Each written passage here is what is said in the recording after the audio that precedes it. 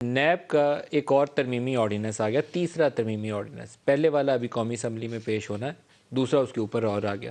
پہلے chairman NAB کی removal کا جو اختیار تھا وہ ڈیفائن کیا گیا تھا کہ اس کو ویسے ہی ریموو کیا جائے گا، سپریم جوڈیشل کونسل اس کے اوپر کارروائی کرے گی جیسے اعلیٰ عدلیہ کے ججز کے اوپر کارروائی ہوتی ہے۔ جو نیب کے چیئرمین ہیں ان کے اوپر ایک ویڈیو کا ایشو سامنے آیا تھا، جس کے اوپر مجھے بھی یہ بتایا گیا کہ ان کے اوپر ایک سپریم جوڈیشل کونسل کے اندر پینڈنگ ریفرنس بھی موجود ہے۔ حکومت ایک نیا اس کے اوپر ترمیمی آرڈیننس لے آئی ہے اور اس نئے ترمیمی آرڈیننس کے تحت اختیار صدر صاحب کو دے دیا گیا، جن کا پاکستان تحریک انصاف سے تعلق ہے۔ الوی صاحب